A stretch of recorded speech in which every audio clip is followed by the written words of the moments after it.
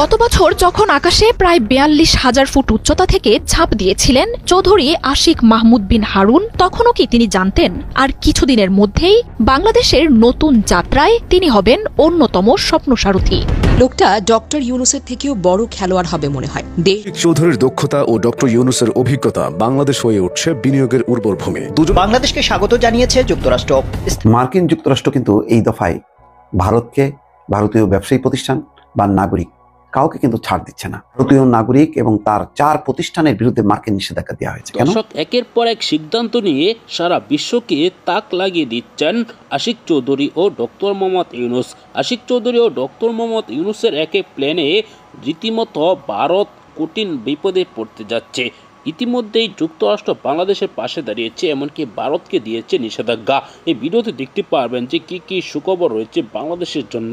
না টেনে পুরো ভিডিওটি দেখবেন, একটি লাইক করে আমার সাথেই থাকবেন। এই লোকটা ডক্টর ইউনুসের থেকেও বড় খেলোয়াড় হবে মনে হয়। দেশ যদি কোনোদিন আমূলে বদলে যায়, তোমরা ইউনুসের সাথে আশিক চৌধুরীর নামটা উচ্চারণ করতে ভুলবে না। বিডা এবং বেজার নির্বাহী চেয়ারম্যান আশিক যে কতটা শক্ত খেলোয়াড় তার টের পাবে মাত্র 6 মাস পরে। এই ছেলেটা ওয়েস্টার্নের আরাম আয়েশের জীবন ছেড়ে দেশে এসেছে টাকা কামানোর জন্য নয়, দেশ বদলে দেওয়ার জন্য। তাদের একটা সুযোগ এবং সাপোর্ট দিও প্লিজ। ইতোমধ্যেই সে স্টার্লিং নিয়ে এসেছে, নাসার সঙ্গে চুক্তিতে চলে গেছে। বিনিয়োগ হিসেবে বাহিরের একটি ব্যাংকের সাথে চুক্তি করেছে এই বছর $100 কোটি বাংলাদেশ বিনিয়োগ করবে। 5টি বিশাল আকার মালবাহী জাহাজ কিনে নিয়েছে। রিভার ম্যানেজমেন্টের প্ল্যান তৈরি করে বিশাল বিনিয়োগ আনার চেষ্টা চালিয়ে যাচ্ছে। 4টা আন্তর্জাতিক মানের হাসপাতাল তৈরির প্রক্রিয়া চলছে। ঢাকা চট্টগ্রাম রুটে ইলেকট্রনিক ট্রেন অথবা বুলেট ট্রেন চালুর জন্য বিদেশি বিনিয়োগ নিয়ে আসার চেষ্টা চলছে। ইতোমধ্যেই 10টি বৃহত্তর ইকোনমিক জোন তৈরি করেছে। মাত্র কয়েকদিনে এগুলো করেছে সে। যদি সে 365 দিন কাজ করার সুযোগ পায়, চিন্তা করেছেন কই যাবে তার উদ্যোগগুলো? তার লক্ষ্য $100 বিলিয়ন বিনিয়োগ নিয়ে আসা এই দেশে, যা দেশের 3 কোটি মানুষের জীবন পরিবর্তন করতে পারবে। কম হলেও 1 লাখ নতুন কর্মসংস্থান তৈরি হবে। পরবর্তী সরকার যেই আসুক, আশিক চৌধুরী, খলিলুর রহমান, শফিকুল আলমদের যদি ঠিকভাবে মূল্যায়ন করতে পারে, এই দেশ সিঙ্গাপুর বা মালয়েশিয়া হতে সময় লাগবে 3 বছর ইনশাআল্লাহ। জানা যায় আশিকের জন্ম বাংলাদেশের চাঁদপুরে, তবে তার বাবার চাকরি পোস্টিং এর কারণে শৈশব কেটেছে যশোরে। তিনি শিক্ষা জীবন শুরু করেছেন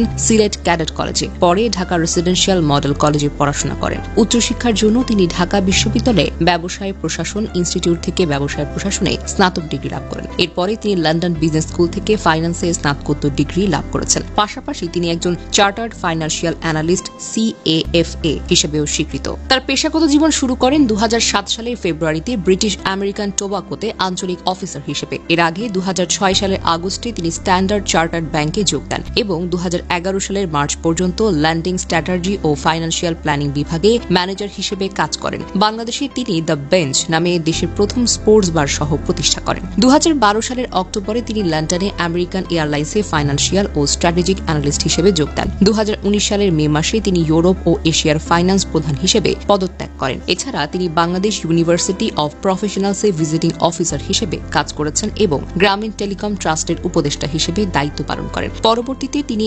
HSBC বাংলাদেশে যোগ দেন এবং সিঙ্গাপুরে HSBC-তে কর্মরত হন। তার পেশাগত কৃতিত্বের জন্য তিনি বাংলাদেশ ব্রিটিশ কাউন্সিল থেকে পুরস্কার লাভ করেন। 2024 সালের অক্টোবর পর্যন্ত তিনি ইনফ্রাস্ট্রাকচার ফাইন্যান্স ইনভেস্টমেন্ট ব্যাংকিং এর অ্যাসোসিয়েট ডিরেক্টর হিসেবে দায়িত্ব পালন করেন। 2024 সালের সেপ্টেম্বরে আশিক বাংলাদেশ বিনিয়োগ উন্নয়ন কর্তৃপক্ষের নির্বাহী চেয়ারম্যান হিসেবে নিযুক্ত হন, যেখানে তিনি লোকমান হোসেন মিয়ার স্থলাভিষিক্ত হন। একই সঙ্গে তিনি বাংলাদেশ অর্থনৈতিক অঞ্চল কর্তৃপক্ষের নির্বাহী চেয়ারম্যান পদে নিযুক্ত হন মোহাম্মদ সরোয়ার বাড়ির স্থলাভিষিক্ত হয়ে। 2025 সালের 7 এপ্রিল তাকে প্রতিমন্ত্রীর মর্যাদা প্রদান করা হয়। আশিক একজন উৎসাহী স্কাই ড্রাইভার। মেমফিসে তিনি বাংলাদেশের পতাকা নিয়ে 41,795 ফুট উচ্চতা থেকে লাফ দেন, যা তার জন্য United Commercial Bank PLC sponsor করে। এই কৃতিত্বের মাধ্যমে তিনি গিনেস ওয়ার্ল্ড রেকর্ডসে greatest distance free fall with a banner বা ফ্ল্যাগ রেকর্ড অর্জন করেন। এছাড়া তার বাংলাদেশে প্রাইভেট পাইলট লাইসেন্স রয়েছে। তিনি নাবিলাকে বিয়ে করেছেন। তিনি ঢাকা বিশ্ববিদ্যালয়ে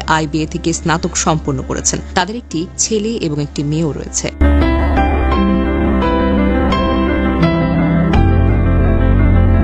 আশিক চৌধুরীর দক্ষতা ও ডক্টর ইউনুসের অভিজ্ঞতা বাংলাদেশ হয়ে উঠছে বিনিয়োগের উর্বর ভূমি। দুজনের বয়সে আকাশ পাতাল পার্থক্য, তবে উদ্দেশ্য একটাই, সেটা হলো দেশে বেশি বেশি বিনিয়োগ আনা। ডক্টর ইউনুস ভালো করেই জানেন দেশে বিনিয়োগ বাড়লে মানুষের ভাগ্য বদলে যাবে, মুছে যাবে দারিদ্রতার গ্লানি। তাই এই সেক্টরে তিনি যুক্ত করেছেন আশিক চৌধুরীর মতো মাস্টারমাইন্ডকে।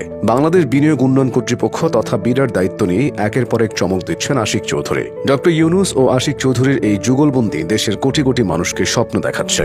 এমনিতেই বিপুল জনশক্তি আর সস্তা শ্রমবাজারের কারণে বৈদেশিক বিনিয়োগের জন্য বাংলাদেশ একটি আকর্ষণীয় বাজার। বড় অর্থনীতির দেশগুলোর মধ্যে শুল্ক নিয়ে লড়ে বিশ্ব বাণিজ্য কিছুটা ক্ষতিগ্রস্ত হওয়ার শঙ্কা তৈরি হয়েছে, আর এই শঙ্কাই বড় ধরনের সম্ভাবনা তৈরি করেছে বাংলাদেশের সামনে। তৈরি পোশাক সহ বিভিন্ন পণ্যের রফতানিতে নতুন করে বাড়তি চাহিদা তৈরি হবে। তুলনামূলক কম শুল্ক সুবিধায় চীন ও মেক্সিকোর পণ্যের চেয়ে বাংলাদেশের পণ্য পশ্চিমা ভোক্তাদের কাছে দামে সাশ্রয়ী হবে। কম শুল্কের সুবিধা নিতে যুক্তরাষ্ট্র, চীন, কানাডা সহ অনেক দেশই বাংলাদেশে প্রত্যক্ষ বিনিয়োগ বাড়াতে পারে। বড় অর্থনীতির দেশগুলোর পারস্পরিক শুল্ক লড়াই যত তীব্র হবে ততই কপাল খুলতে পারে বাংলাদেশের। তৈরি পোশাক বাংলাদেশের প্রধান রফতানি পণ্য। মোট রফতানি আয়ের 85% আসে এই পণ্যটি থেকে। আবার একক রাষ্ট্র হিসেবে যুক্তরাষ্ট্র পোশাকের প্রধান রফতানি বাজার। মোট রফতানি আয়ের 20 থেকে 22% আসে দেশটি থেকে। অন্যদিকে যুক্তরাষ্ট্রের তৈরি পোশাক রফতানিতে চীনের দাপট বেশি।